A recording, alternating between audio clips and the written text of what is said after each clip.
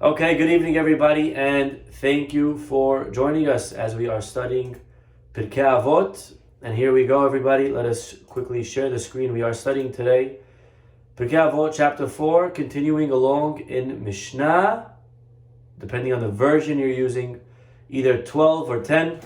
Rabbi Meir Omer, those are the first words of the Mishnah. Do we see the shared screen? Can I get a thumbs up, please? Beautiful. Okay, so here it is. Let us continue along in our Mishnah. Rabbi Meir is the author of our Mishnah. Rabbi Meir Omer. Rabbi Meir says, Yesterday we discussed at length the idea that not only is time money, but the opposite is also true. Money is time, and the money that we make is at the expense of time. What are we doing with our time? We need to remember that we are investing in the wrong currency. We are investing in an outdated currency if we're going to be putting all of our time and energy into the dollar bill. Much more important is Torah, which lasts forever. That was yesterday's lesson. To limit our learning, God forbid, limit our working, maximize on our learning. Try to steal a few minutes or even hours, as much as we can, from our work. Obviously, if we're a paid worker, this is asur. If we're being paid to work for somebody, we're not allowed to stop and learn on the side. And therefore, we discussed how even in work, one is able to learn because they're working according to all of the values of our Torah, to be honest, etc. Continues Rabbi Meir. Says Rabbi Meir, Veheve shefal ruach bifnei kol adam. And that is today's lesson. To be humble in front of all people. Bifnei kol adam. Okay, on a simple level, Rabbi Meir is urging us to be humble. Now, you may be rolling your eyes and saying, okay, Rabbi, we heard this already. Yes, be humble, be humble. Every other rabbi, he throws into part of his statement somewhere, be humble. Okay, we got it. You already, tell me a new lesson, Rabbi. You don't have to copy everyone before you. On a simple level, that's a question that we may ask. It seems like Rabbi Meir is just throwing in another piece of advice. Limit your learning, limit your working, and maximize on your learning, and be humble. And he's going to teach us something else tomorrow. Nice, be humble. Okay, I got it. I don't know why he has to throw that in. I learned that already a few Mishnayot ago from a different rabbi, and in the third chapter, and in the second chapter, and in the first chapter. Every rabbi wants me to be humble. I got the point. But it could be that Rabbi Meir is telling us something very, very deep. It could be that it's not a new statement of be humble. And our rabbis direct us, and we're going to see today two different interpretations. Both of them have the same idea, and that is that this teaching of be humble is a continuation of the previous teaching of Heve mema'et ba'esek, to limit our working and to learn more. And this statement now is a connection, and be humble. Because to minimize in my work, Rabbi Meir says, don't work or limit your dealings throughout the day of business. That's going to come at a price, right? What's the price if I stop working as much and I start learning more? What's the price? What's the cost? It's going to cost me more money. So instead of coming home at the end of the day with $10,000, I'm going to only come home with $8,000. And still it's worth it, says Rabbi Meir, because you're going to gain in those few hours what you would have gained, just a few dollars, you're going to gain Torah, which is worth more than everything and anything in the world, which is true. But it's at a price. It's at a price of more money. I could have made more money. And more money is not just more money. There's honor that comes with money. There's pride. There's kavod. The wealthiest guy in the town. There's a lot at stake over here. Rabbi, it's so easy to just say it to me, don't work, and minimize your working and go learn Torah. But, I'm competing over here for the wealthiest guy in the shul with this other guy. And if I stop working as much, he's going to win. And so the more we learn and the more we minimize in our parnasa, in our ability to earn money, it will cause our honor to go down. Right? We're going to get less kavod. But you know what? Says Rabbi Meir, beautiful. Because you're right, you're going to lose kavod, but the result is that you will be more humble. And humility is the key ingredient to being successful in Torah. So he's saying, you ready what he's saying? Something very deep over here. You're going to limit your parnasa. Work less, but don't worry, because that's going to lead into humility. And that's what the Mishnah is saying. Heveh shefal ruach. He's not telling you a new law, a new idea, be humble. He's saying the result is you will become humble. Because you're going to get less honor from people now that you have less money. But don't worry, because humility is the key ingredient to understanding Torah, which is why you left the work to begin with. And you're going to be able to understand Torah now in a much deeper way. The first Mishnah in Pirkei Avot, Moshe kibel Torah miSinai. And the rabbis asked the obvious question. Moshe kibel Torah from Sinai? Moshe didn't get the Torah from Sinai. Moshe got the Torah at Sinai. And the famous answer is Moshe learned from Har Sinai how to receive Torah. We all know, Shavuot time, I am a mountain so very high, right? All of the mountains at Hashem, the Torah should be given on me. Give the Torah on me, God. And what did Hashem say? I'm not giving to any of you. I'm giving the Torah on Har Sinai. Har Sinai is humble, the low mountain. And Moshe learned from Har Sinai that if one wants to be a recipient of Torah, they also must be humble. This is a very important rule when it comes to learning. An arrogant person will not be able to learn Torah because, first of all, everything that they learn, they can say, oh yeah, I already knew this. And they're going to skip to the next page. And there's going to be concepts that they're not going to have fully cooked. And they're not going to fully understand because they think they know it all. Or they're going to go sit by someone and say, I'm going to learn from this guy. This guy's a bozo. What am I going to learn from him for? That's an arrogant attitude. And therefore, one needs to be humble if they want to be able to learn Torah. And not only do they need to be humble, but again, it's the key ingredient. Moshe receives the Torah. You know something very interesting? The rabbis point out that when Hashem chose Moshe Rabbeinu to be the leader of the Jewish people, what did Moshe say? What did Moshe say? No, I can't. And he fought with Hashem, not for 1 day, not for 2 days, for 7 days on Har Sinai. He's fighting with God why he shouldn't be the one to receive the Torah. Give it to my brother, Aharon, let him. For 7 days till God got angry, and God's like, all right, Moshe, just do it. And we're going to read this next week, by the way. And so Moshe becomes the leader of the Jewish people. There's a very interesting question I never thought of. How come Moshe never argued with God similarly to not receive the Torah? We don't find him arguing and saying, God, why don't you pick someone else to give the Torah to? Let Yehoshua go up. Let Korach go up. Let Aharon go up. When it came to being the leader, no, not me. When it came to coming up to get the Torah, Moshe's like, all right, I got you. Here I am, Hashem. I'm coming up. God. Why wasn't Moshe saying, no. I'm not worthy. Give it to someone else. And the answer is because to receive Torah, the number one midah trait that we need is humility, to be humble. And Moshe Rabbeinu knew about himself that he was the most humble person.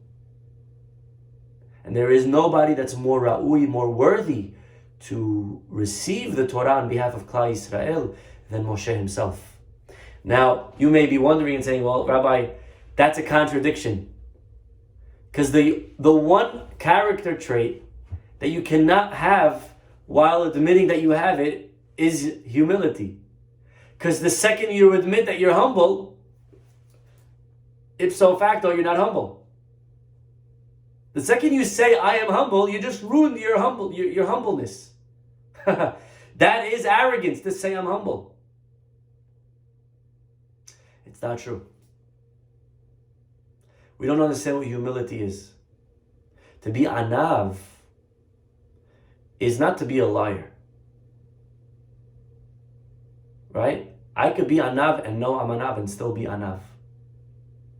Right? If you go to a chazan and you say to chazan, you have a very nice voice. To be humble doesn't mean to now say back, no, I don't have such a nice voice. That's not anav, that's lying. That's called sheker. You have a nice voice. It's a fact. We all know it. To say to a rabbi, wow, rabbi, that was a really good class. And the rabbi responds, no, it wasn't. That's not called anav. To say to someone, wow, you have such a beautiful home. And they say, no, it's not so nice. That's not what humility means. Humble means to recognize what I have, but to also recognize that it doesn't make me superior to other people. It's a gift from Hashem. And I shouldn't now look down at others that are around me. That's anav. Moshe Rabbeinu was aware of his strengths and talents, and he was still anav. He knew exactly who he was. And he lived every day of his life with an appreciation, and it's a gift from Hashem, and he never looked down at anybody. Moshe knew there's no one that's more ra'ui than him to receive the Torah. So again, the number one ingredient to receive Torah is anava. And therefore, let's go back one more time. Says Rabbi Meir, when you limit how much money you make, the bad side is you're going to be less rich. You're not going to get as much honor, but that's very good, because that'll be a great opportunity to work on our humility. And working on being humble now leads to being very successful in our Torah learning, which is exactly what we're trying to do. We're stopping learning, we're stopping work, we're stealing time from work to go learn. We'll be successful in learning because automatically we are humble. Beautiful idea. So one more time, you lose money, you lose respect, you become more humble, you gain in Torah knowledge.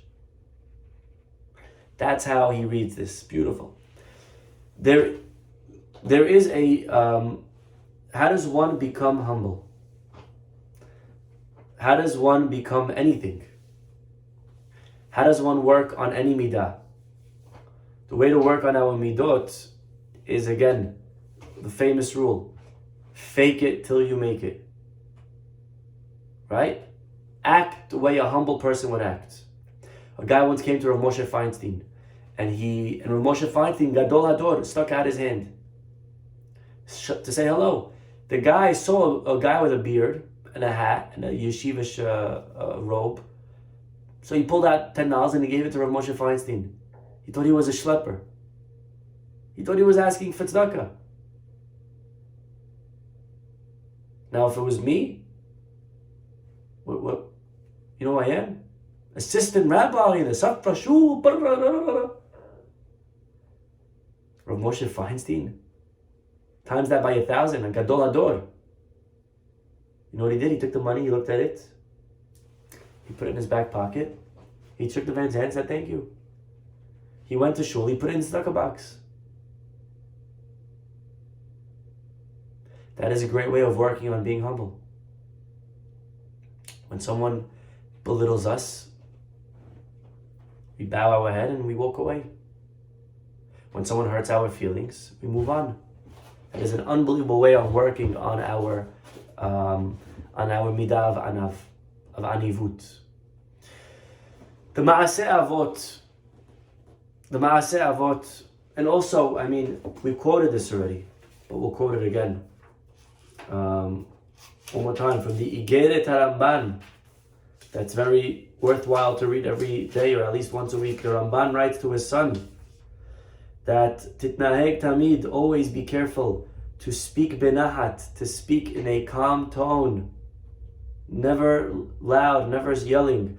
Again, this is, Rabotai, always easy to talk, easy to preach. To apply this is very difficult.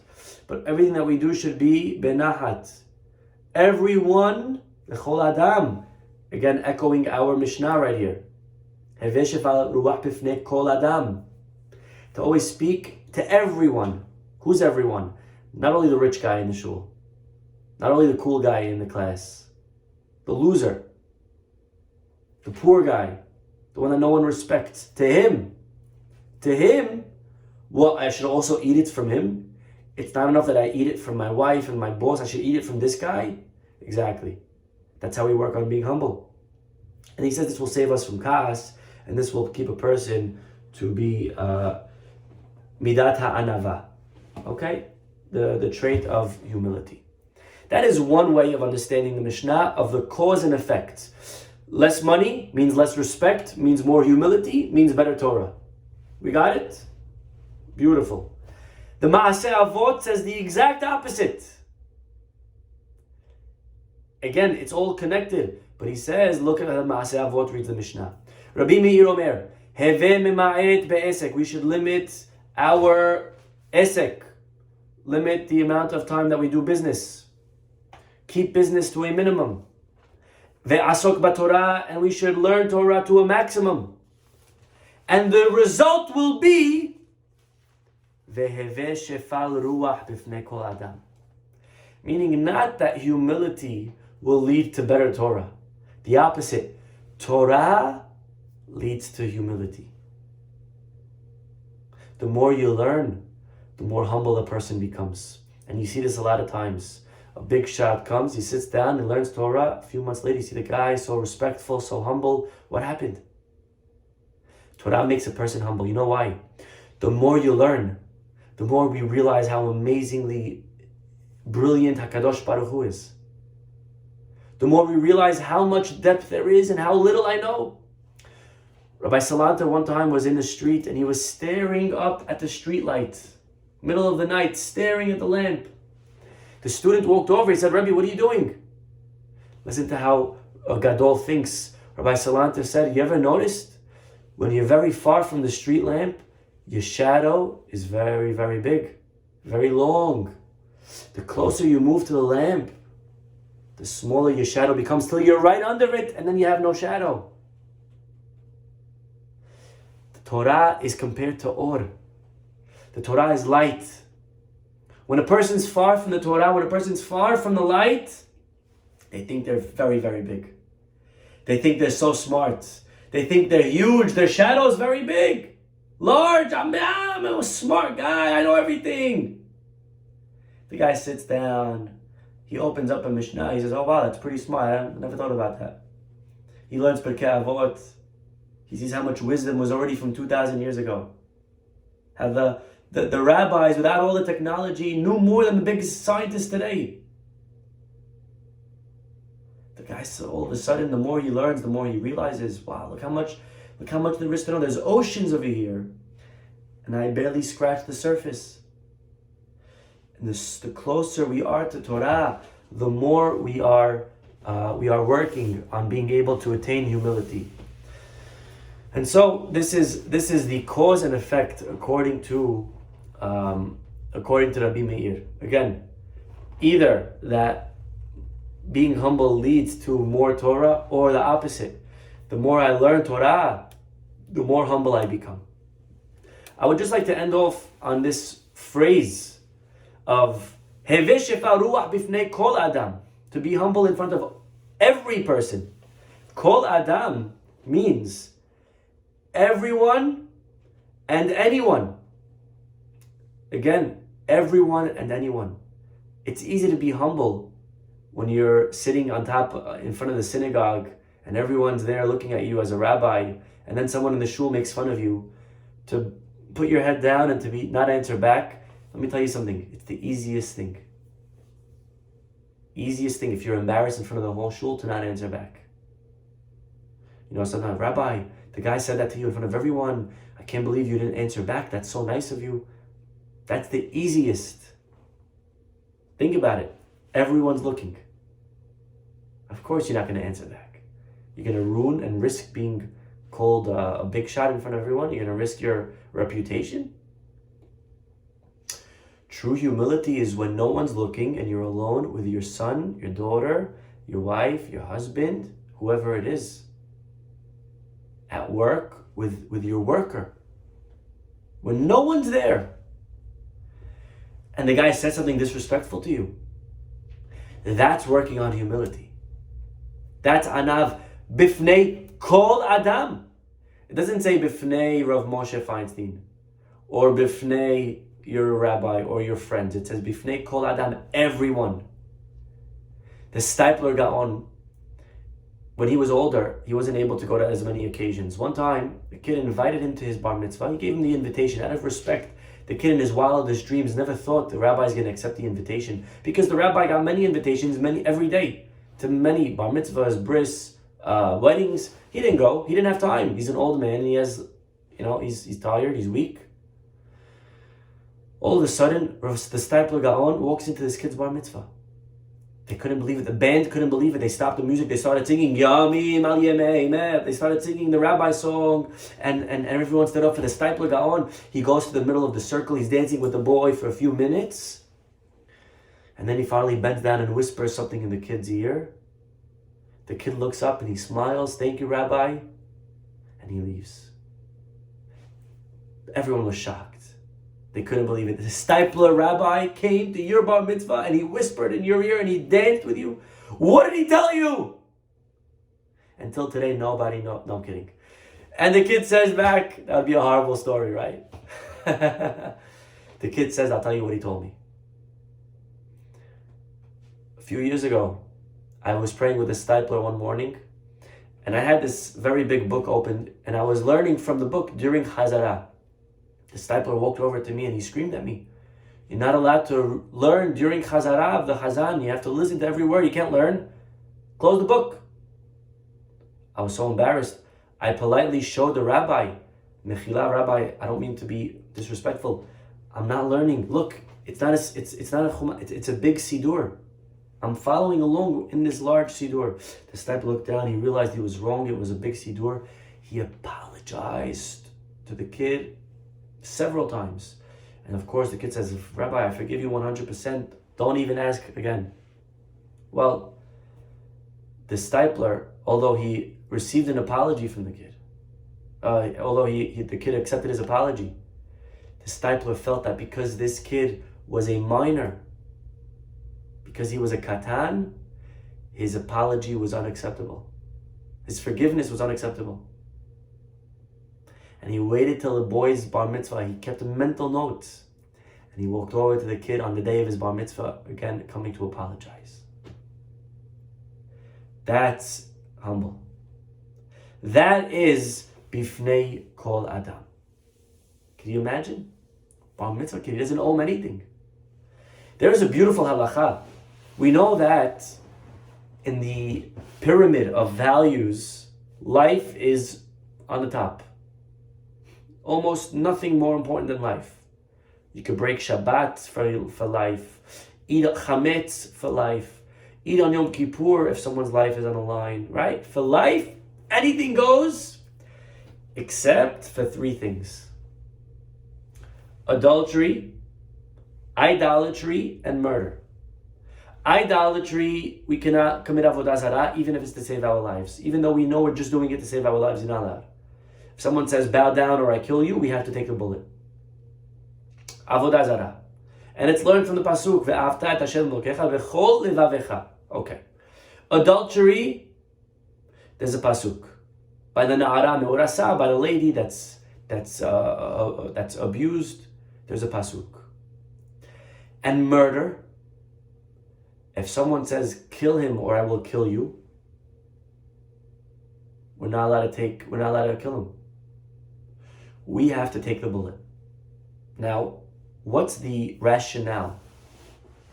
Why? You know what the Gemara says? Something frightening. The Gemara says, you know why you're not allowed to kill him? Logic. What's the logic? Kill him, I save my own life. No, logic. My hazit. What makes you think that your blood is any redder than his blood? What makes you think that your life is more valuable than his life? Now, 1 second. Can I just put clothes on this story? A guy comes to Hacham Ovadia Yosef, puts a gun to his head, says, Rabbi Ovadia Yosef, I will kill you or kill this guy who's smoking on Shabbat. What does Hacham Ovadia Yosef do? Could he kill him? I mean, I could guarantee you Hacham Ovadia's life is more valuable than this guy, right? Halacha says no. No, you don't know. You must assume that maybe what he's doing for his level is maybe greater. And says Rav Shischa, you see from here, proof for our Mishnah, that you must be humble in front of everyone. And that's what the halacha says. No matter who it is that you have to kill, you're not allowed to do it, even if there's someone that you think is for sure lower than you. That's how humble we have to be. Beautiful. There's a beautiful story, just to end off with 2 stories. One story, Rabbi Akiva Eger was once in a wagon with Rabbi Yaakov Luberbaum. You may not have heard of the name, but you for sure heard of the Sefer Netivot HaMishpat, an amazing work on the Shulchan Aruch. And Rabbi Akiva Eger is in the car in the wagon, being drawn by horses, getting to this town. As they're arriving to the town, all of the people of the community came out to greet these 2 big rabbis. And they're waiting outside, and finally the rabbis get into the town, and out of respect, you know what they all did?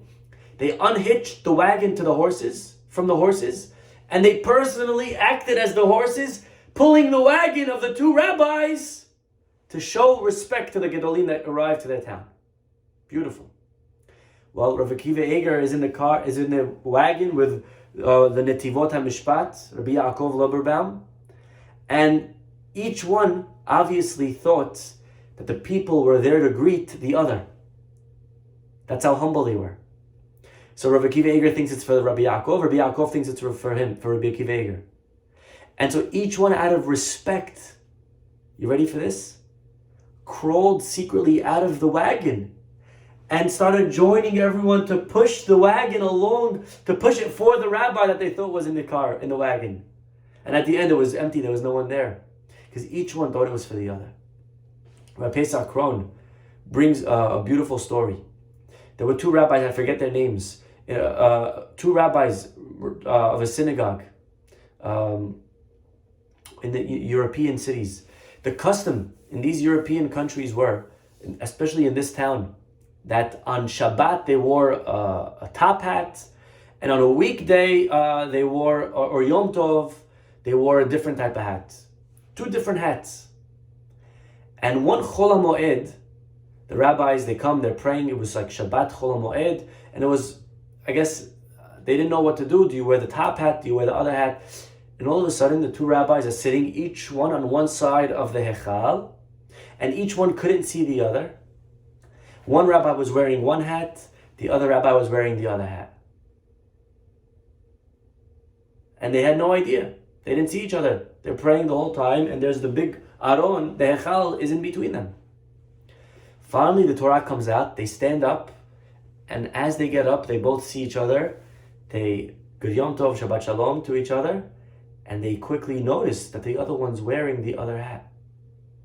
And as they sat down, each one quickly turned around into his own private office that was right behind his seat, and they came out just seconds later wearing the other hat. How beautiful. That's being anav.